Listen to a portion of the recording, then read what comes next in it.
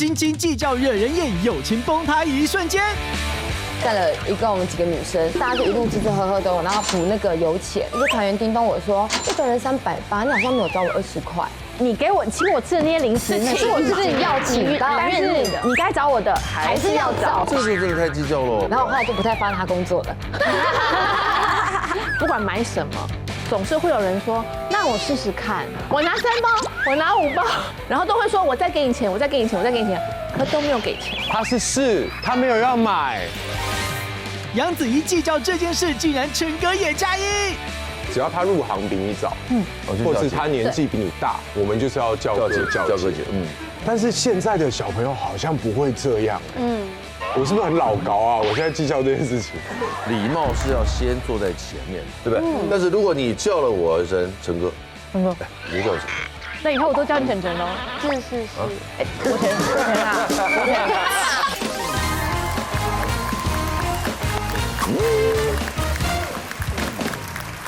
又来，哎呦，就这样子了。不要。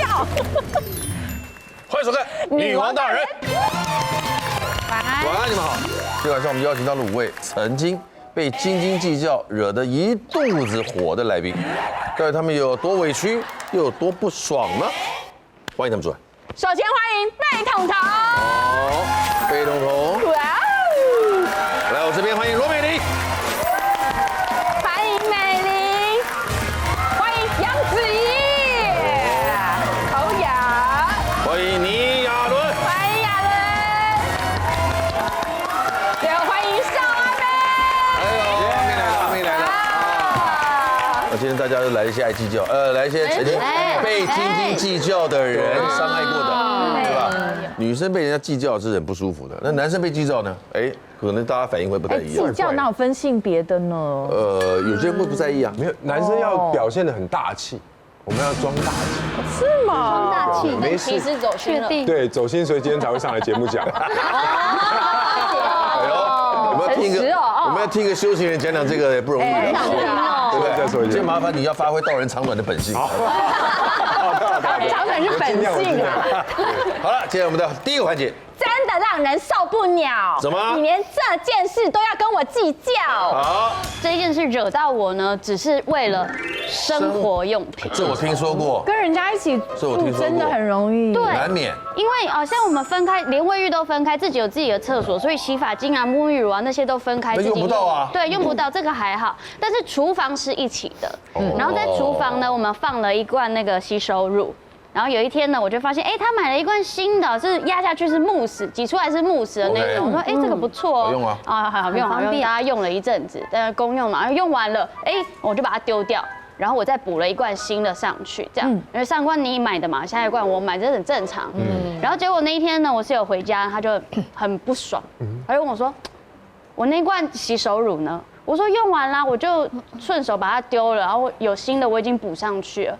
他说那一罐是我留下来要装我慕斯的洗碗精的。我说哦，然后反正他就是脸色很不好，他不高兴。我说哦好，那不好意思，我就出去外面10元商店买了一罐可以挤慕斯的瓶子回来给他。他搞不好也是就是个空瓶，空瓶本来就会觉得你不环保。我说被东啊，他可能也是个洗衣服的人。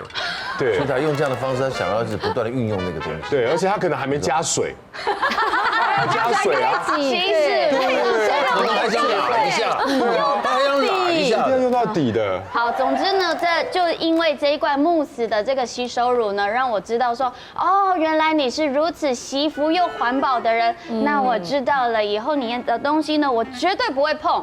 那反正可是有时候我们有时候有一些比较贵的调味料，譬如说冲绳人家买回来的辣油啊，或是比较贵的什么芥末啊、意大利松露盐呐，那种放在冰箱里面，我们就会壁垒分明，你的放那边，我的放那边，你一点都不可以给我挖哦，这样。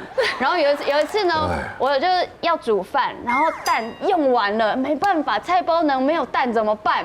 我就不好意思，反正他不在家，我就偷偷的先打了2颗他的蛋，然后那顿饭我真的多紧张，赶快把饭吃完，然后出去外面巷口，然后再买1盒蛋回来补2颗放在他的那个盒子里面。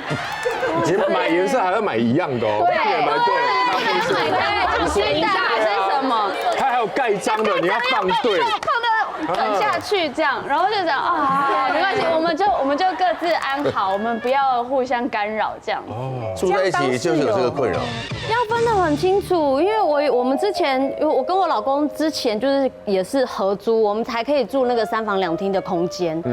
我们那个室友很厉害，就是我们的杯子永远就是进了他房间之后都不就是那个杯子不会再出来。然后我们就是永远那个杯子要用的时候找不到，然后有一天呢，他好像是出差，我们真的要杯子。就是找不到杯子可以用，打开他的房间，哇，很厉害哎！他就是堆在他的桌上马，2、3个、5个这样子都在他桌上，然后他也不拿出来，也不洗，然后我们就拿出来洗，因为我们要用。我觉得跟人家住就是这样，然后就是比如说像洗发精那种，如果你有共用一间浴室的话。会越来越少哎，然后他的永远都是满的。就还好，我们有自己的预测空间。他的也放在那边，他没有自己的用你的。对，他会用我的。然后还有像我之前是跟我哥住的时候，就是我有一个那个存钱筒，我专门存50块。我想说奇怪，就小小的一个这样，怎么会存不满？就有一天我决定，索性我不存了。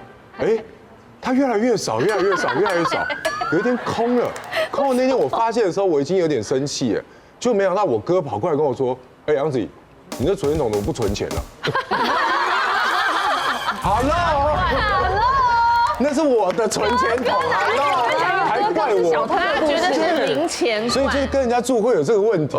他可能因为你秉性善良，他不认为那是存钱筒，对，他认为那是奉献箱。对，放钱的地方，它是功德箱，功德箱。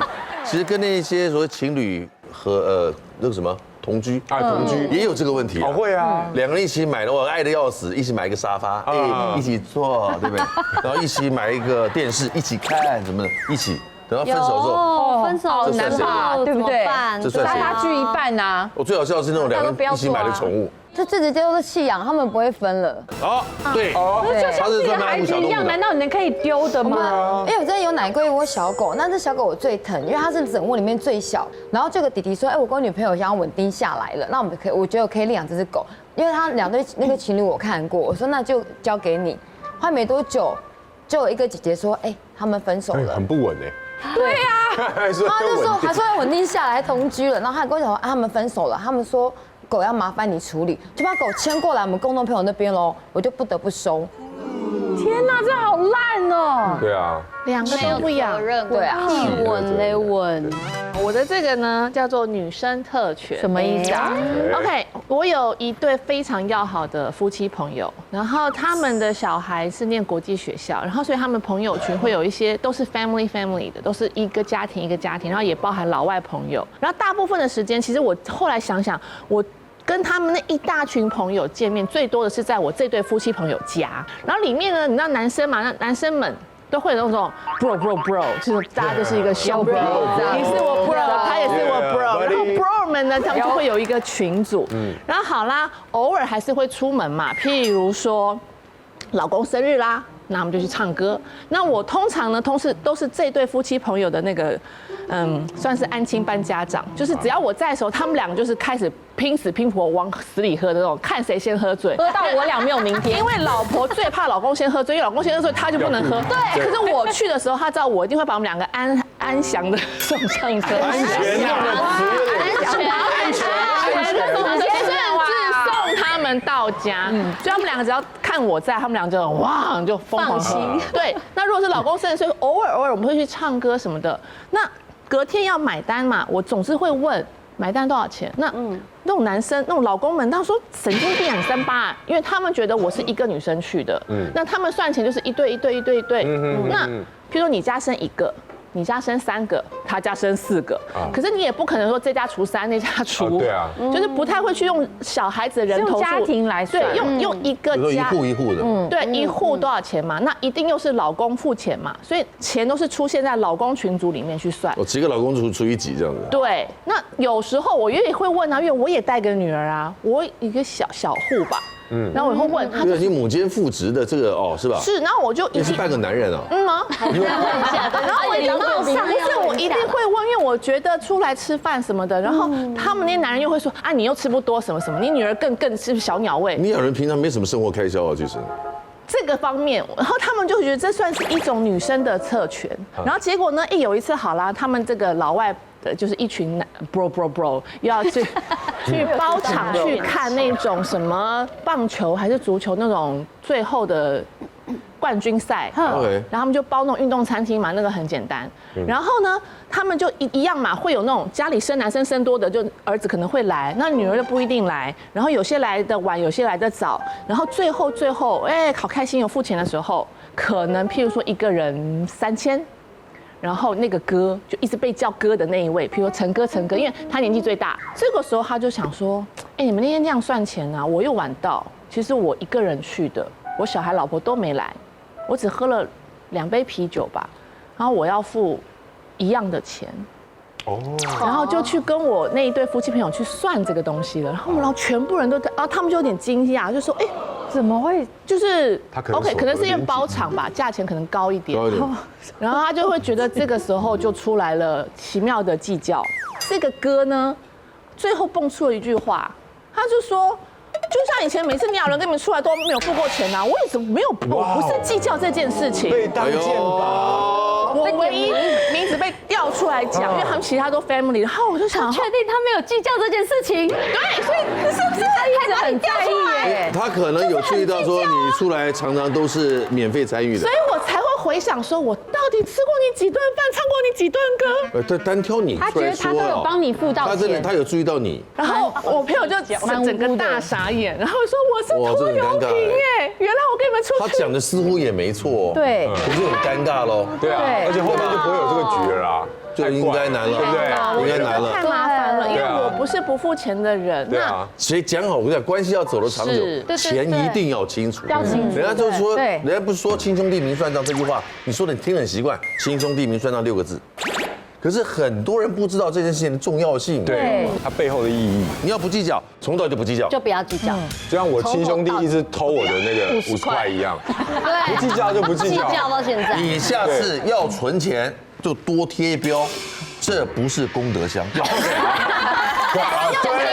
这是杨子怡的，对，人在偷，天在看，天在看，老天对，人在偷，天在看。对，你出来吃饭，12岁以上算大人人头，12岁以下算半价，就写清楚， 6岁以下之类的。然后对，你家出多少个，出多少个就是算清楚，舒服，会舒服很多。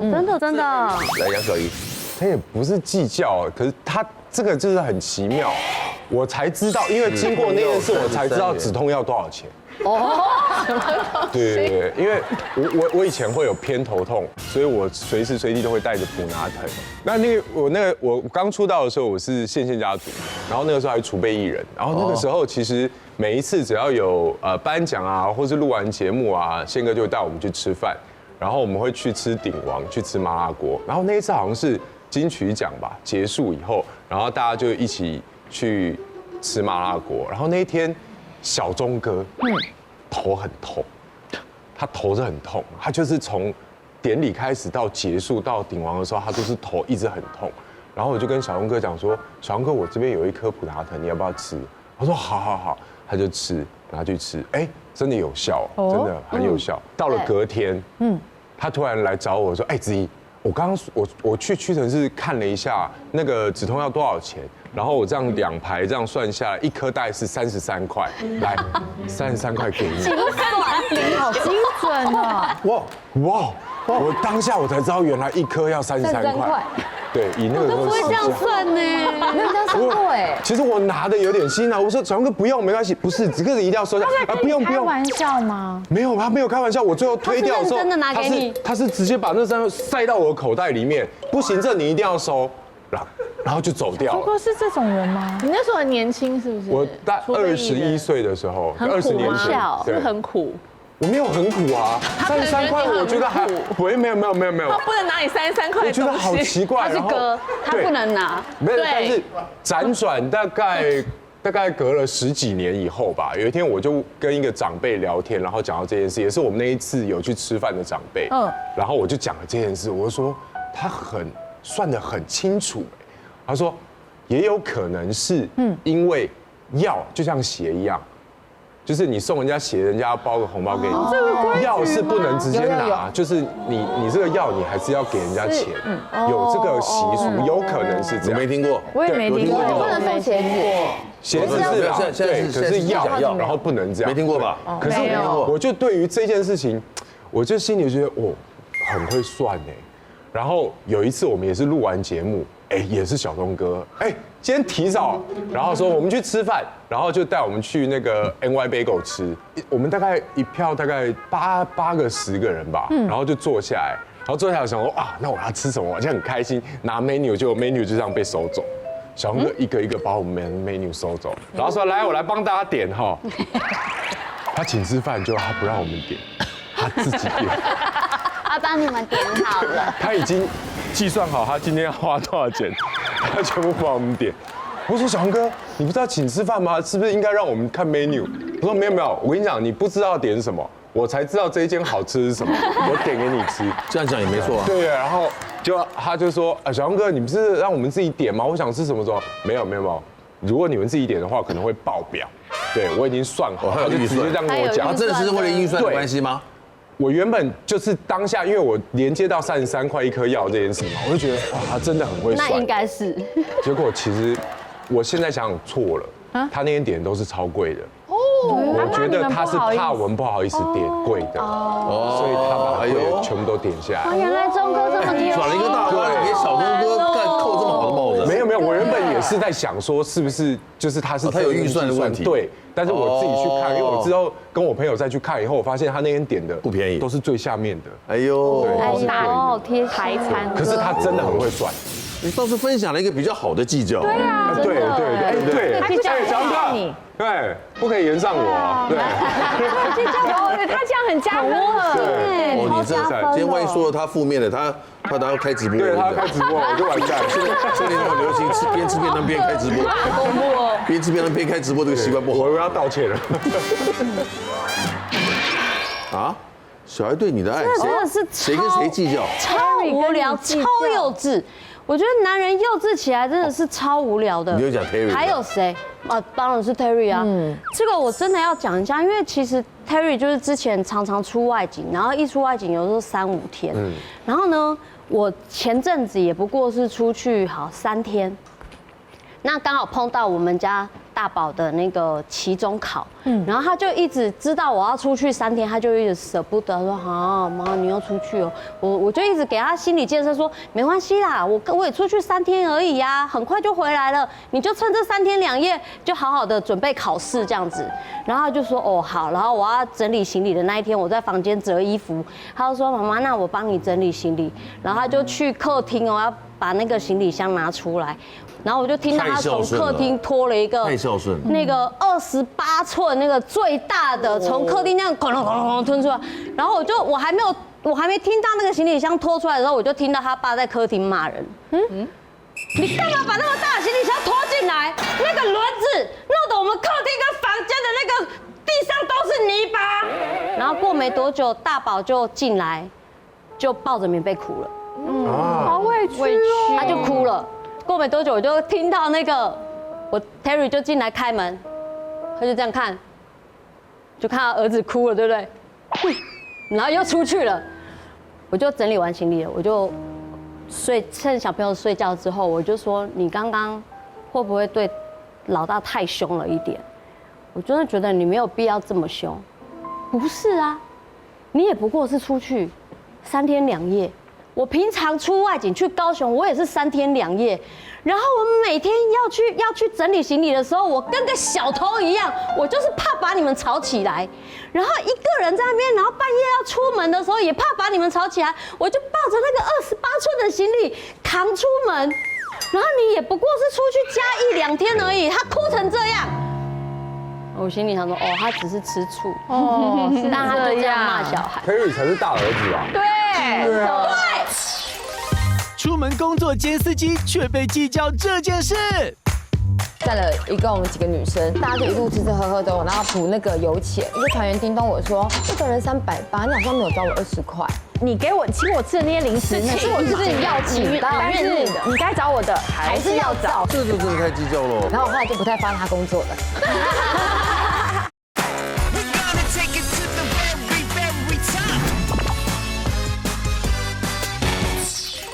Perry 才是大儿子吧？对，大宝，他才是真的大宝啊！我昨天就想说，想要缓和他们两个的关系。现在是不是在晒恩爱？现在有嫌疑，而且小孩比较舍不得妈妈。对，然后我昨天很想要帮他们两个缓和这件事情，我就跟大宝说，哎，爸爸明天要去高雄，也是3天，你要不要帮爸爸整理行李啊？行李让爸爸拖出来。我不要，他上次对我那么凶，哇，还没好哦，记仇，还没好，该蛮难受的。他生气说，我才不要帮他整理。我说好吧，算了。下次你就跟你那个哥哥大儿子讲，爸爸下次有出外景要去，对啊，让他打包多一点，让他去久一点。去2周，原来是这个。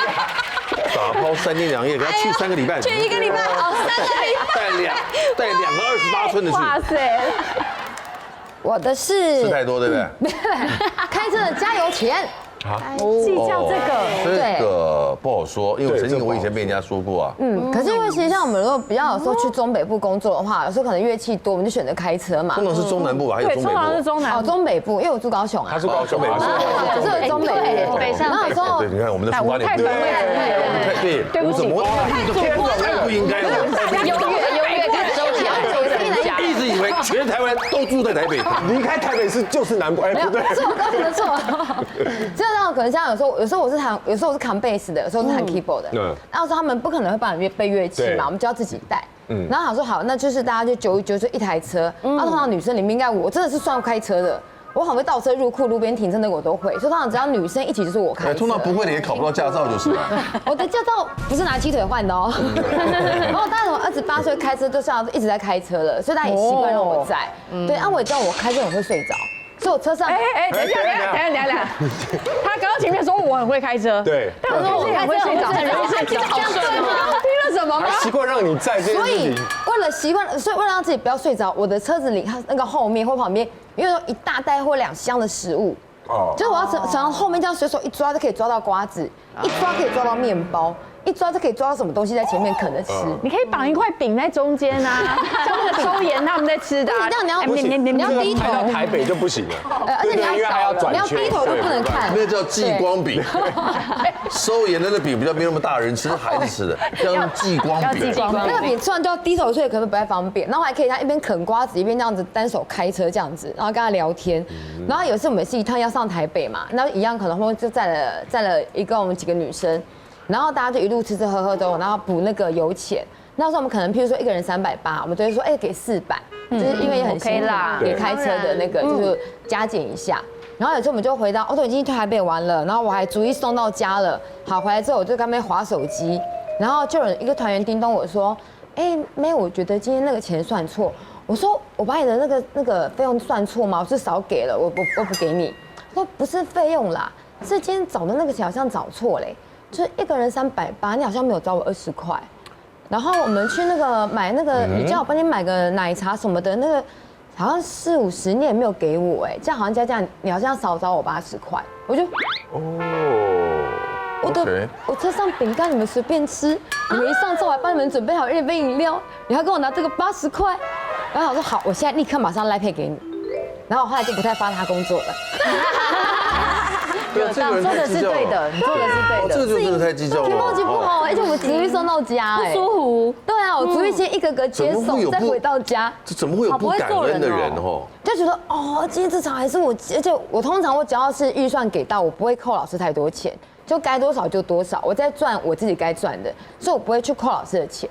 啊，想说我都要吃吃喝喝嘛。他是想说一码归一码，是不是？就是反正你请我吃的那些零食，是我自己要请的，但是你该找我的还是要找他。那我就应该跟他算总点费。人情世故这4个字怎么会要？真是活到老学到老哎。对啊，可能真的是也不知道说太年轻嘛，但也出来工作好一段时间了。要不就干脆这一趟车大家就车资，那我提供那些吃吃喝喝，这是我个人愿意提供的，是啦我就不多说了。那车资一个人多少钱讲好了，愿意你就上车，不愿意就算了。不然你可以路边下车。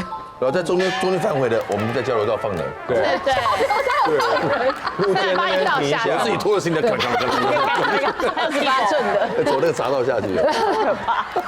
哎呦，加油暂停。你有被计较过什么事吗？有被计较过什么事没有？会忘。我被某人当笑话计较过，在加油的时候碰到一个老朋友，也是圈内老朋友。什么啊？然后呢，我车上刚好有2块凤梨酥，我就拿了一个凤梨酥请他吃，也就这样子哦，就拿1块凤梨酥请他吃，被当笑话说。什么意思？我不晓得，觉得我这个人怎么那么小气，只请1块这个东西。哈？还有就是从台中坐车回台北，我没钱。我当时没钱，然后上了高速公路才发现油快没了。我就后来到了以后呢，一个人收500块钱的油资，我再加一下油，然后我们就载大家回来了。然后收500块油资也被当小气说了啊。那都多少年前的事？就是我刚刚有了第一台宾士的时候，他们说开宾士怎么会没钱？不要闹了，好不好？这样哦，闷毛就是会被人家戏谑说什么开 C300加300那种的。会戏谑说你有钱买宾士，但没钱加那个宾士的油。开的是500加300加300，人家到哪边？很多年轻人被这样笑啊，因为想要装阔嘛，对，没有钱呐。现在加什么油？95吧，加多少？300。这些计较是有些舒服，有些不舒服，对吧？好，没错。来。第2个环节，不是我小心眼，这件事我非计较不可。君子有所为，有所不为。有的真的没办法，我都可以，都无所谓。但这件事情我不行。这件事情呢，我就是真的我过不去，我一定得计较。有关于小孩的事而且是我某一天突然发现。我心里有这样子的一个情绪。你现在小孩都多大了？我现在小孩5岁多，快6岁，大班的年纪，还没上小学。然后呢，我就是有一天，我们一家人要出门，3个人要出门，然后再换衣服啊，然后穿好之后，我走在他们2个背后，我突然发现，今天爸爸跟妹妹穿的好像哦，然后我心里就一股火轰起来。你自己也不知道你会有这种情绪，我本来不知道。爸爸跟妹妹穿的很像，怎么了？我就吃醋了。哎呦，我不是吃前辈子情人的醋哦，我是吃爸爸的醋。你怎么可以穿的跟我女儿一样，但是我却没有穿的跟女儿一样，这样感觉好像我是一个外人，不行。然后我就回家，我就把我自己也穿成跟他们一样。然后从此之后呢，我就会发现，在出门前在穿衣服穿搭的时候，我会特别注意，我可以跟妹妹一样，你再说这样。所以从此之后，我就变得超爱滑。我没有再跟老公穿情侣装的，但是我超爱跟女儿穿亲子装。人妻超计较这一点，杨紫怡却一句话解决。他常常都会被化妆师称赞说：“哇，你皮肤好好哦。”我听了我就觉得很吃味、很生气，因为他真的不用保养，他皮肤就很好。那如果老公会说，如果这样讲，这样加分。你一个修行人怎么会这么长呢？是不是？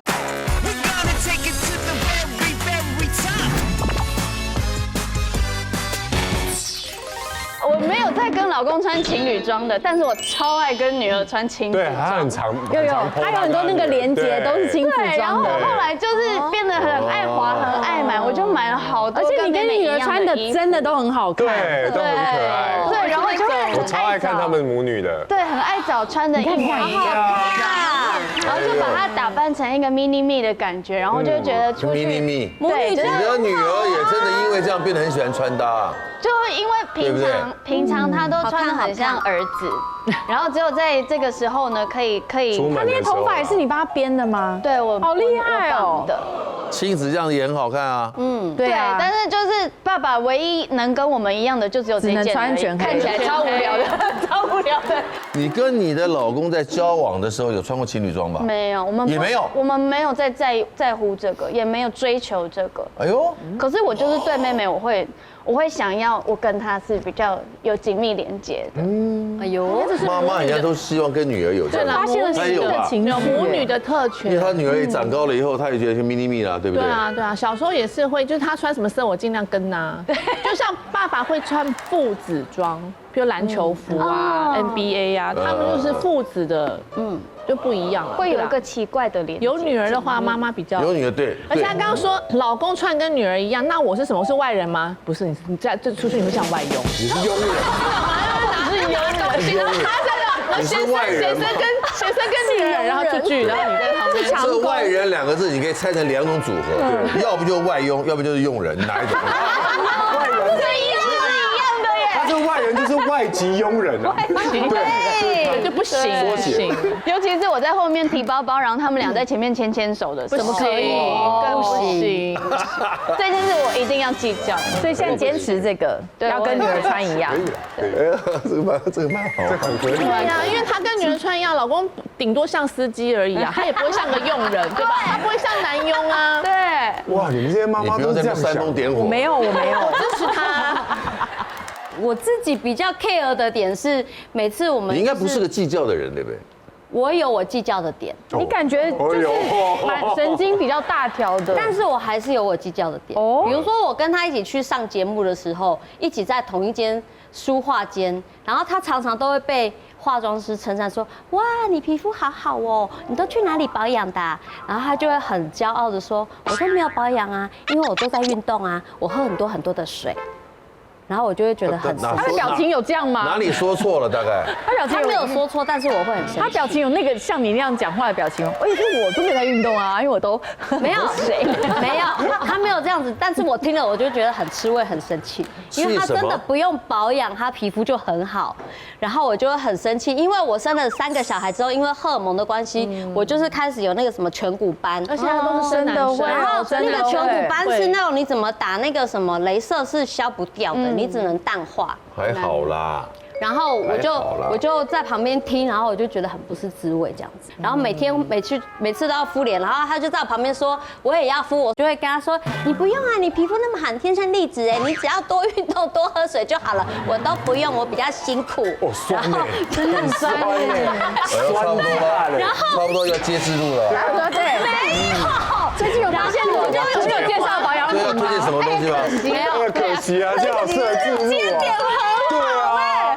然后我就会去我们每次常去的那一间医美，我就说他用的扣打都给我。然后好不容易最近他才跟我讲说，哎，你最近有睡得比较好。我说其实没有，因为我小孩7个月，我晚上还是要喂奶，辛苦了。但是他说我最近皮肤有比较透亮，然后我就觉得那就好，就是我用什么样的产品？到底有什么产品？今天到底有什么产品？什么好奇啊？好睡觉的你最近气色变好。我们是好睡觉的东西。你说你你讲了兜一大圈，是不是要我们来称赞你？现在不错。我只是去打了雷射。老公一直被人家说你皮肤好好，你状况好好，你看起来好年轻哦。老婆没有开心啊。为什么老婆会不开心？有人称赞你老公，你要讲我啊，怎么讲我老公？是不是？那如果老公会说哦，因为那个美玲都会帮我顾我的皮肤啊。哦，这样如果这样讲，哎，这样就超没有，你要讲声音。 Terry 不会做人呐。对，说到老婆的皮肤比我更好。你一个修行人怎么会这么长？是不是？真的，这是求生欲。求生欲，修行什么？就是修正自己的行为。到底怎么活到现在的，我也不懂。把行为修正一下，修正到你的另外一半会开心，对不对？很重要。会。老公状况比你好，在意，在意啊。对，好，正常。下面一个我看，来阿梅。因为有时候我们那个会接一些开箱文嘛，然后叫一些什么吃的、喝的、用的，都会讲说，哎，那我们就均分。然后有时候我们就很开心，有接到一个厨具的，哇，哎，那种厨具是少女心的马卡龙，哇，它连那个手把都是呈现鸡蛋状的那一种，就觉得哇，你就是一个厨具加分，然后用餐心情拉满拉好的那一种。然后说好期待拍这支影片哦，但好说因为这支影片的话，就是厂商费用比较好。所以他也希望他的后面整个背景呈现也是个很好的状态。那他就说，那我们是拍这个时候，他去找朋友的厨房借用。然后去的时候，因为我对他那边就是人生地不熟，就是他就我就迷路了。我说在哪一边，你们就是那个下来接我一下这样子。我以为他电话拿着是要下来找我嘛，所以我电话没有挂，然后他可能也没有挂，然后讲说，哎，阿妹的东西藏起来，快点。然后他就补了句，阿妹想要那一个先藏起来。好意开团不精算，却被当成善心团。不管买什么，总是会有人说，那我试试看。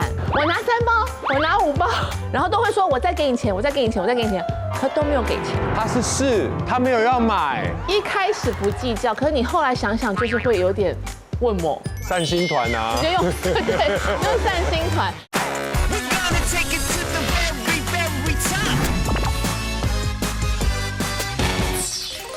阿妹想要那一个先藏起来。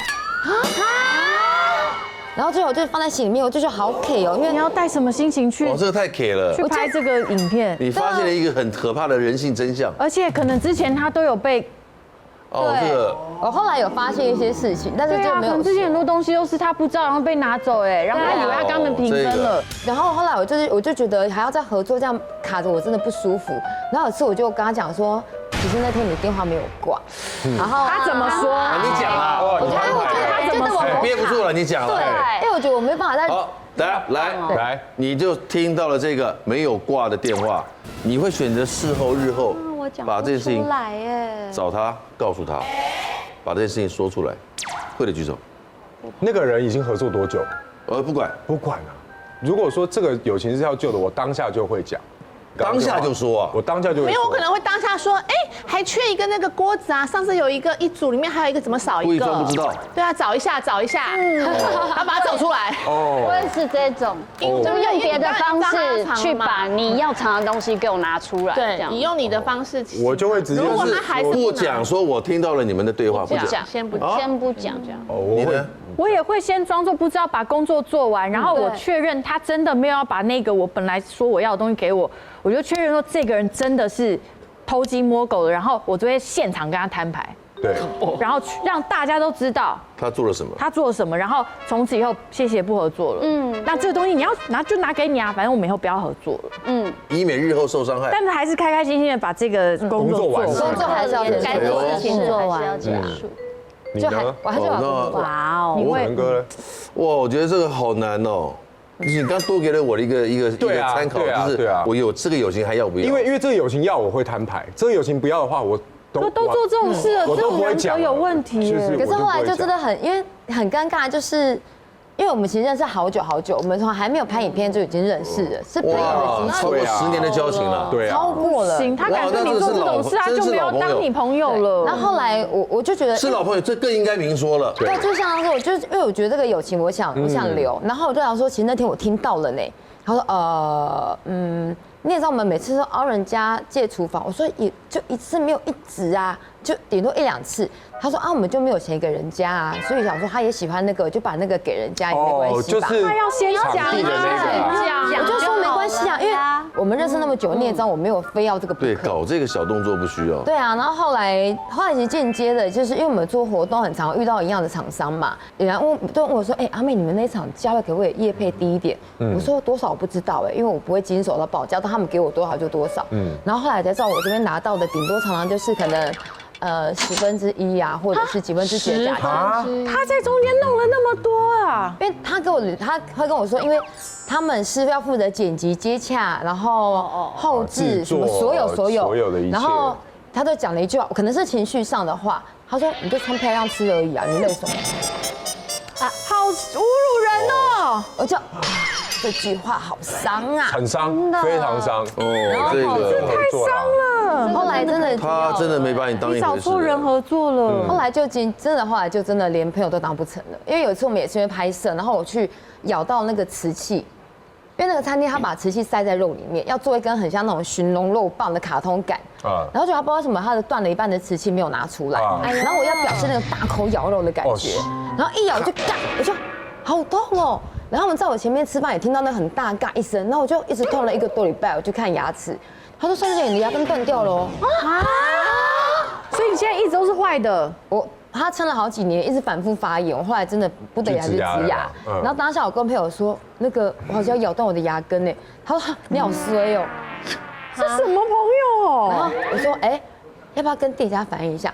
他说你都过了1个礼拜了，也不知道是你自己私下咬断的。哦，而且他根本觉得你是轻松赚呢，然后就我吃金所有好吃的，然后他们累都他们在累啊，就角度跟看的东西不一样。那没有你，他们接不到 case 好坏哦，所以他就没有合作。哦，这个突然听到人性的黑暗面，好坏，不错哦坏死了，我觉得开始进入重点了。可以了。但刚前面分享不是重点，什么意思？刚刚形容的是花絮哦，那个计较要走到人性面里面，要再深刻真实一点，这个就是人心寒呢。你可以把它剪到压轴吗？我也觉得好 deep 哦，那好 deep。我们都是我们也中间穿插一个花絮。哦，你们换中间的花絮。我们中间有花絮。我们听完前面的花絮之后，再听中间的花絮吧。对，大家休息一下，让那个心情转换一下。其实转换其实很什么事是你非计较不可？你算不算一个计较的人？老实讲，一开始不计较，可是你后来想想，就是会有点问我的那一种。哦 KK 的 KK， 然后 KK 之后想说啊，譬如说我们有时候会自己当朋友群的团妈，我不是对外，就是我的好朋友群。譬如说我们就认识群组里面要买东西对，嘛。譬如说我们认识的厂商，假设是医美级的面膜，如果它原本都是卖那种300-500块比较高级的，那如果我们一次买100片或几百片就可以100块这样子类似，哦，差很多。然后中间就会有朋友群，叫女孩嘛，听到那种便宜的。保养的东西，就是因为说啊那个很厉害，那个1个礼拜用一次就砰，那脸会亮的，都是直接这样讲，脸会炸掉，因为我们平常都会炸水，因为平常就是几十块面膜就可以，跟你听到那种很高档面膜，就还是想说来试试看。可是就是你那个要买到那个量，大家才会有这个钱。好了，最怕交货日，交货日的时候也是，不管买什么，总是会有人说，那我试试看，我可以1个，那我2个，我5个，我3个。就拿走了，他是试，他没有要买，不是，他是试，可是他的数量不多，可是他也搞不清楚现在怎么跟你算钱。对。然后有时候你就会觉得，啊，陈哥拿2片啊，去2片吧，啊，你也2片啊，2片吧。可是这样1、2、3、4、5、6个人就是拿走了，比如12片、15片、20片，就几千块啊。然后久了之后，我想说，那我到底在开什么团？我根本。不要问了吧，我都自己用算了。散心团啊，直接用对，用散心团。然后有时候，譬如说我们以前会一起订购什么藜麦毛豆啦，或是那种鸡胸肉，也是要几10包之后，那价钱就会很好。可是1包可能就是39、69这种，一样就会有人出现。我拿3包，我拿5包。所以一开始有讲清楚说，对，我说我们这包也是多少钱这样？我说团购才有这个价钱，因为他们一开始就是以前没有，我一开始还是会多买，然后他们就过来就说我也要试，我也要试，我也要试，然后都会说我再给你钱，我再给你钱，我再给你钱，可都没有给钱，就是卡油，就当初没喊的人，纯粹爱卡油，对，爱卡油了。杨子怡最 care 的点，竟让陈哥被吃到饱。只要他入行比你早，或是他年纪比你大，我们就是要叫哥姐。但是现在的小朋友好像不会这样，我是不是很老高啊？我现在计较这件事情，礼貌是要先坐在前面，对不对？但是如果你叫了我一声陈哥，陈哥，你就叫我陈哥。那以后我都叫你晨晨喽。是。我晨啊。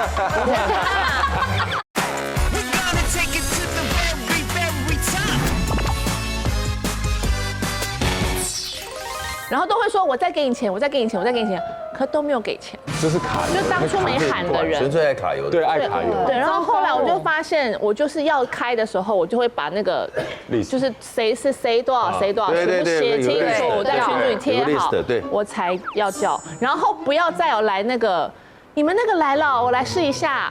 那个来了，我来看一下，看不看？钱呐，看必看，要先付钱。他说我没有加你的份哦，没有对，不够了，我们都算好了，对，就是算好了，对，应该要这样。所以后来我在这个帮朋友买东西的这上面，我就觉觉得这个要计较，但也亏了蛮多钱的哦。阿玉，你知道这是多少钱吗？啊，多少钱？我们不讲钱，我们谈的是元，2700元。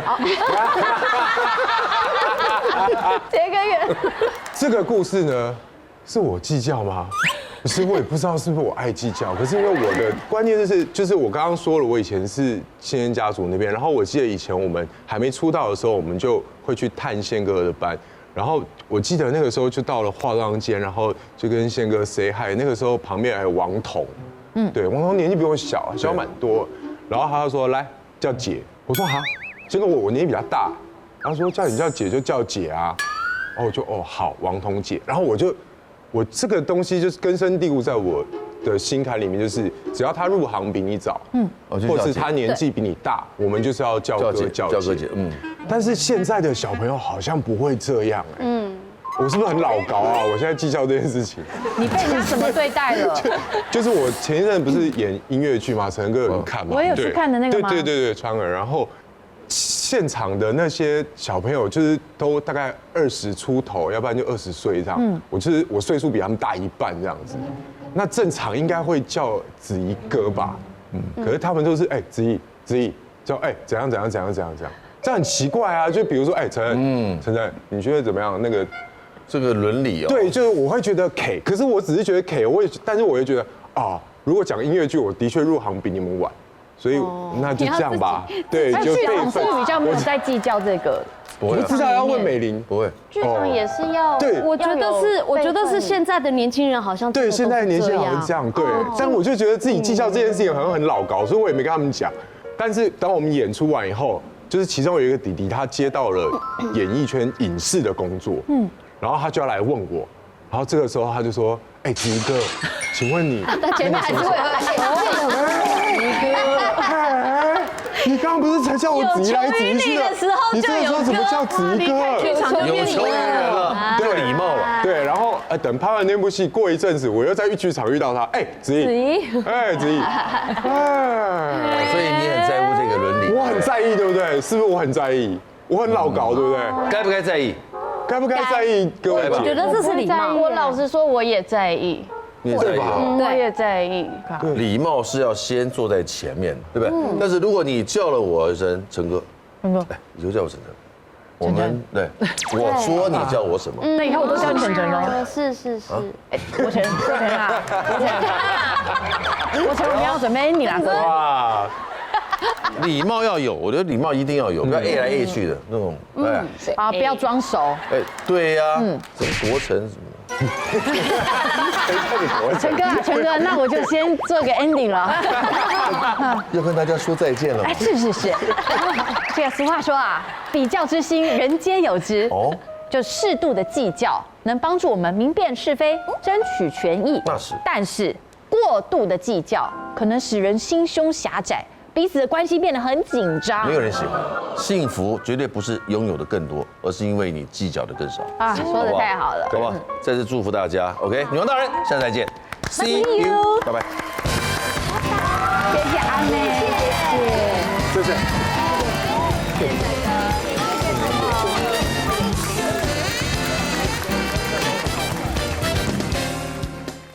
快订阅未来中文台 YouTube 频道，开启小铃铛就可以看到最新的女王大人哦。